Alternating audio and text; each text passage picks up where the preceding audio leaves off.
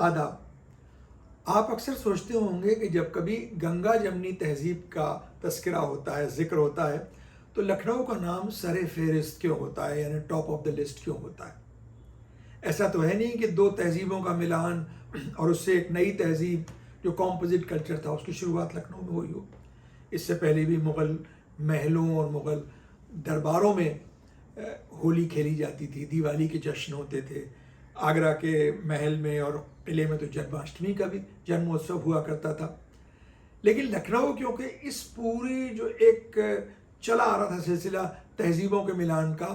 اس کا ایک فائنل جگہ تھی اورینٹل کلچر میں، جہاں پر آ کر یہ جو ملان تھا وہ ایک شباب پر پہنچا۔ اور اس کی ایک وجہ یہ بھی تھی کہ شاہان اودھ جو نشا پوری تھے، ایران سے آئے تھے، انہوں نے صرف اس تہذیبوں کے ملان کو سمبولک نہیں رکھا، بلکہ اپنی زندگی کے ان حصوں میں بھی اس کو اپنایا جو بہت خاص، بہت پرسنل ہوتے ہیں، یعنی شادی بیاہ کی رسمیں اور مرنے جینے کے جو طریقے تھے، اس میں بھی یہاں کی جو علاقائی رسمیں تھیں، جو رسومات تھے لوکل، ان سب کو اپنایا۔ مثال کے طور پر آپ دیکھیے کہ شادی کی رسموں میں بہت سی رسمیں جو لکھنؤ میں ہوتی ہیں وہ بیسیکلی ہندوانی رسمیں ہیں، جو یہاں پر بہت فراخ دلی سے اپنائی گئیں، جس میں اگر آپ غور کریں گے تو مانگ بھرنا، لکھنؤ کی شادیوں میں مانگ بھری جاتی ہے، مسلمان شادیوں میں بھی، اور وہ ایک چاندی کی کٹوری میں سندل کا پیسٹ رکھ کے، اس کو چندن کہتے ہیں، چاندی کے سکے سے دولہا جو ہے وہ دلہن کی مانگ بھرتا ہے۔ اسی سلسلے میں تو ایک شعر بھی ہے، میر انیس کا کہ یا رب رسول پاک کی کھیتی ہری رہے اور سندل سے مانگ بچوں سے گودی بھری رہے۔ یہ بڑا مشہور شعر ہے، فقیر اکثر اس کو گایا بھی کرتے ہیں۔ اور اس سلسلے میں ہم کو یاد دلایا تھا انجم جعفری صاحب نے ہیوسٹن ٹیکساس یو ایس سے، ہماری بہت مہربان ہے، بہت محبت سے اس پروگرام کو وہ دیکھتی ہیں۔ انہوں نے ہمیں، جو ہم نے یہ شعر کبھی پہلے کسی ایپیسوڈ میں پڑھا تھا، تو انہوں نے ہم کو یاد دلایا تھا کہ میر انیس نے پہلی مرتبہ لفظ گودی استعمال کیا ہے اردو ادب میں۔ اس سے پہلے گود کہا جاتا تھا، گودی نہیں کہا جاتا تھا۔ اسی طرح سے اور بہت سی رسومات ہیں جو مسلمان گھروں میں شادیوں میں اپنائی جاتی۔ بندھن وار، ہندو گھروں میں بھی شادی میں بندھن وار باندھا جاتا ہے، مسلمانوں میں بھی باندھتے ہیں۔ فرق اتنا ہے کہ ہندوؤں کے دروازے پر جو بندھن وار بنتا ہے اس میں ہندو دیوتاؤں کی شکلیں ہوتی ہیں، ان کی آکرتیاں ہوتی ہیں۔ مسلمانوں میں پنجتن پاک کے نام لکھے ہوتے ہیں، اللہ محمد علی فاطمہ حسن حسین، یا بسم اللہ الرحمن الرحیم، یا ایسا کوئی مبارک کلمات اس پر لکھے ہوتے ہیں۔ اس کے بعد شادی کا جو لال جوڑا ہوتا ہے، آپ ایران میں دیکھیں، عرب میں دیکھیں، ازبیکستان میں دیکھیں، ترکی میں دیکھیں، ہر جگہ لڑکی جو ہے دلہن وہاں سفید یا بہت آبی رنگ کا، گلابی رنگ کے کپڑے پہنتی ہیں۔ یہ ہندوستانی ایجاد ہے کہ یہاں مسلمان گھرانوں میں لڑکیاں جو ہیں شادی کے وقت لال کپڑے پہنتی ہیں۔ ایک چیز ہوتی ہے سہاگ پڑا، سہاگ پڑا ہندوؤں میں بھی ہوتا ہے، لکھنؤ میں مسلمانوں میں بھی ہوتا ہے۔ آپ جائیے چوک میں خریدنے تو پوچھ لے گا آپ کو ہندوانہ چاہیے کہ مسلمانوں کا چاہیے۔ اس پہ شکلیں بنی ہوتی ہیں یا جو دعائیں لکھی ہوتی ہیں، اس سے معلوم ہوتا ہے کہ یہ مسلمانوں کا سہاگ پڑا ہے، یہ ہندوؤں کا سہاگ پڑا ہے۔ اس میں جو چیزیں ہوتی ہیں اندر وہ سب کامن ہوتی ہیں بالکل۔ اس طرح سے سہرا جو ہے، سہرا کہیں نہیں ہوتا دنیا میں سوائے ہندوستان کے، سہرا باندھا جاتا ہے۔ ایک چیز اور بہت خاص ہوتی ہے جس کو ہمارے جو جے پور میں لوگ دیکھ رہے ہیں، راجستھان میں، وہ اس بات کو زیادہ اپریشیٹ کریں گے۔ لکھنؤ میں جب شادی کی رسومات شروع ہوتی ہیں تو ڈھولک جو ہے وہ سجائی جاتی ہے، جس کو پاکستانی اصطلاح میں جو لوگ یہاں کے لوگ جو باہر چلے گئے ہیں دبئی وغیرہ، وہ کہتے ہیں ڈھول کی بٹھائی جا رہی ہے۔ بٹھائی نہیں ہے، ڈھولک سجائی جاتی ہے۔ جب ڈھولک رکھی جاتی ہے تو اس پہ جو گھر کی عورتیں ہوتی ہیں وہ سندل سے اس کے ڈھولک کی دونوں طرف چھاپے لگاتی ہیں، اپنے ہاتھوں کو سندل پیسٹ سے ایسے چھوا کے اس پہ چھاپا مارتی ہیں تو ان کے پنجے بن جاتے ہیں اس پہ۔ ایسے ہی چھاپے دروازوں پہ بھی لگائے جاتے ہیں۔ صدر دروازہ جو ہوتا ہے اس کو مبارک سمجھتے ہیں، عورتیں چھاپے اس پہ لگا دیتی ہیں سندل سے۔ راجستھان کے آپ قلعوں میں جائیے تو بہت سے قلعوں میں آپ کو صدر دروازے پہ قلعے کے چھاپے ملیں گے، اور یہ چھاپے کس کے ہوتے ہیں؟ وہاں ستی ماتائیں جو سہاگنیں تھیں، جنہوں نے ستی کیا تھا اس زمانے میں، حالانکہ ستی بین ہو گیا، ایک اچھی پرمپرا نہیں تھی، لیکن اس کی یاد میں ابھی بہت سے قلعے ہم نے دیکھے ہیں کہ جس میں صدر دروازہ جو مین انٹرنس ہوتی ہے قلعے کی، اس پر عورتوں کے چھاپوں کے نشان ہوتے ہیں۔ اسی طرح سے مسلمان شادیوں میں لکھنؤ میں بہت سی رسومات ہیں جو بالکل لوکل کسٹمز کو اپنا لیا گیا ہے۔ جیسے مانجھے کی رسم، جو ہلدی کی رسم ہوتی ہے اس کو مانجھا کر دیا، سب لوگ پیلا پہنتے ہیں اس میں اس دن، زرد رنگ کے کپڑے، دولہا اور دلہن کے علاوہ جتنے لوگ اس میں اس جشن میں شریک ہوتے ہیں وہ سب زرد کپڑے پہنتے ہیں۔ آپ چوڑیاں، سہاگ کی چوڑیاں، پائل، پازے، و خاص طور سے نت اور ٹیکا جو دلہن کو پہنایا جاتا ہے، یہ خاص ہندوستانی چیز ہے۔ ایک رسم اور ہوتی ہے کہ جب دلہن گھر میں آتی ہے بیاہ کے، تو اس کے پیر جو ہیں وہ دودھ سے دھلوائے جاتے ہیں اور پھر اس کے چھاپوں پہ لال رنگ کے ہوتے ہیں جس سے وہ چل کے جاتی ہے، اس کے پیر بنتے ہیں۔ یہ بالکل ویسے ہی جب ہندوؤں میں دلہن آتی ہے تو وہ ایک کلش ہوتا ہے، اس میں چاول ہوتے ہیں، اس کو وہ پیر سے ٹھکراتی ہے اور پھر اس کے بعد وہ آگے جاتی ہے چھاپے لگاتی ہوئی۔ شادی کے بعد آپ آئیے بات کرتے ہیں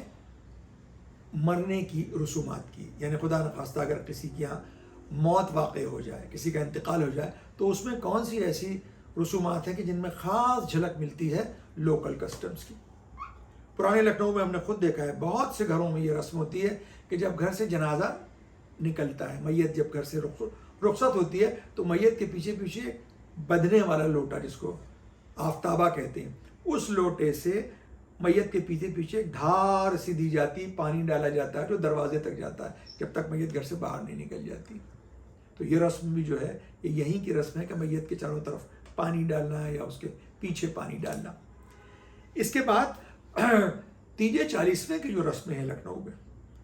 تیجے میں تو خیر مجلس ہوتی ہے، فاتحہ ہوتا ہے، غریبوں کو کھانا کھلایا جاتا ہے۔ اس کے علاوہ چالیسویں میں جو رسومات ہیں وہ بہت خاص، اس پہ ہندوستانی جو رسمیں ہیں ان کا اثر ہے۔ مثلاً دان پنیہ، پہلے وقت میں یہ طریقہ تھا، آج بھی ہے، اپنی حیثیت کے حساب سے لوگ دان پنیہ کرتے ہیں چالیسویں میں۔ پہلے یہ ہوتا تھا کہ نوابین کے یہاں اگر کوئی مرد ہے اس کا انتقال ہو گیا تو اس مرد کی ضرورت کا پورا سامان،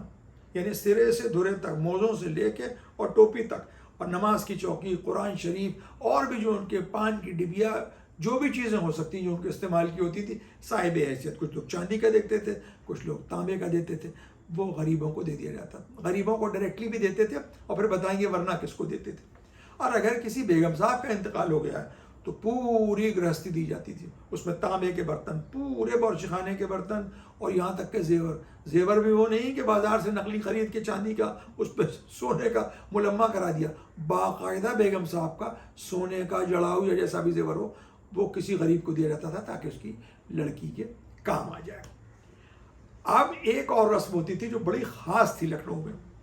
جو غدر سے پہلے بھی ہوتی تھی، اس کے بعد بھی وکٹوریہ اسٹریٹ بننے کے بعد بھی بہت دن تک وہ جاری رہی ہے۔ وکٹوریہ اسٹریٹ پہلی شہر تھی، کوئنز وے قسم کی پہلی سڑک تھی لکھنؤ شہر کی جو انگریزوں نے بنائی تھی۔ اس سے پہلے وکٹوریہ اسٹریٹ پر وہ سیدھی سڑک نہیں تھی بلکہ سب محلے آباد تھے وہاں پر، اور جوہری محلہ جو مولویوں کا محلہ تھا جس میں جناب غفران مآب کا خاندان رہتا تھا، وہ وکٹوریہ اسٹریٹ کو پار کر کے، یعنی اب جو وکٹوریہ اسٹریٹ ہے اس سے پاٹے نالے تک سب آباد تھے،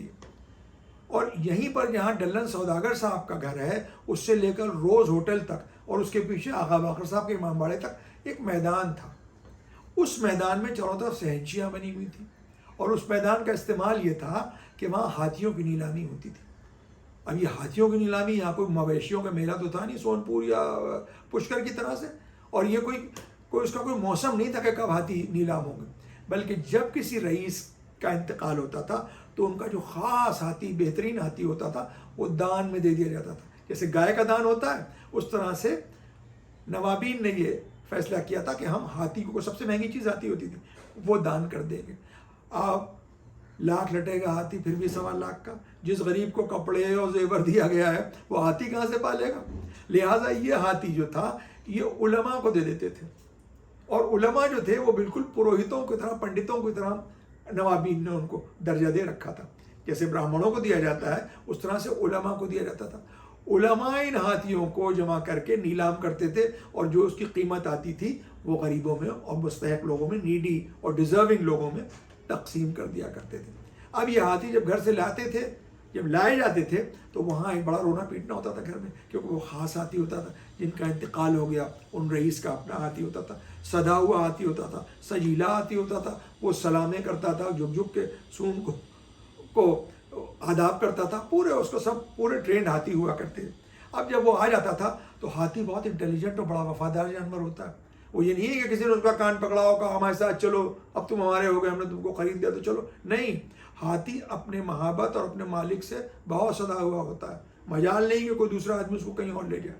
لہٰذا اس کا پرانا محبت جو تھا، یہ سینچیاں جو بنی تھی کوٹریاں میدان میں، اس میں پرانا محبت اور نیا محبت دونوں مل کے ساتھ میں اس کو ٹرین کرتے تھے، اس کو عادی کرتے تھے نئے محبت کی آوازوں کا اور اس کے انسٹرکشنز کا۔ اب دھیرے دھیرے وہ عادی ہو رہا ہے۔ اب گھر میں نواب صاحب کے جو بچے تھے، بیگمات تھے، ان کو بھی اس ہاتھی سے بڑی محبت ہے۔ وہ اکثر ملازمین کو بھیجتی تھی کہ جا کر دیکھو کہ کس حال میں ہے ہمارا پرانا ہاتھی، جو بھی اس کا نام ہو، جہانگیر ہو، دلاور ہو، اسی طرح کے نام ہوتے تھے ہاتھیوں کے۔ اور وہ جا کے اگر اس ہاتھی نے دیکھ لیا اپنے اس پرانے گھر کے اس ملازم کو، تو وہ صاحب بفر جاتا تھا، وہ بالکل آپے سے باہر ہوتا تھا، تو پیروں میں زنجیر باندھ کے اس بیچارے کو وہاں رکھا جاتا تھا۔ 15-20 دن، 1 مہینے میں وہ اپنے نئے محبت کا بھی عادی ہو جاتا تھا۔ پھر اس کو لے کر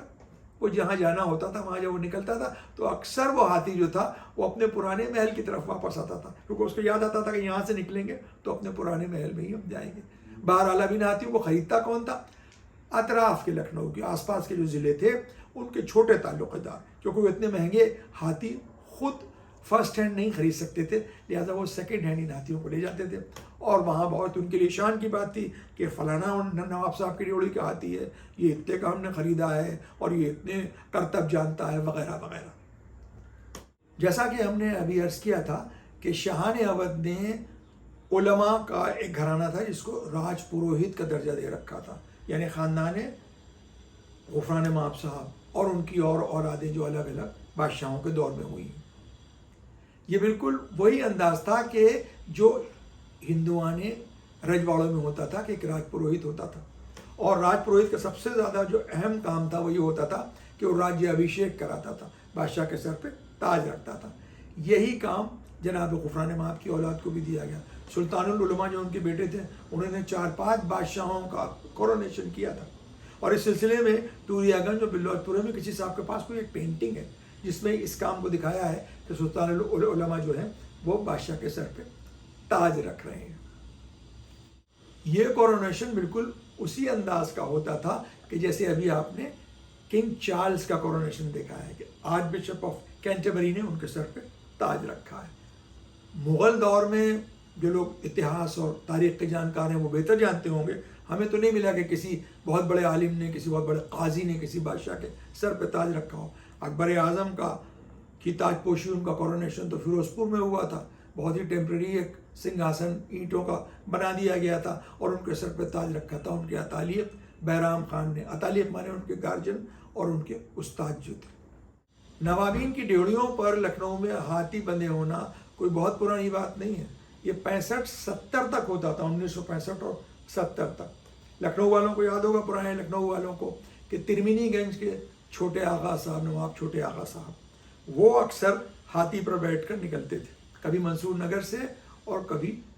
اشرف آباد کی طرف سے اخبار پڑھتے ہوئے، اور اپنے جہاں بھی ان کو ملنے جانا ہوتا تھا وہاں جاتے تھے۔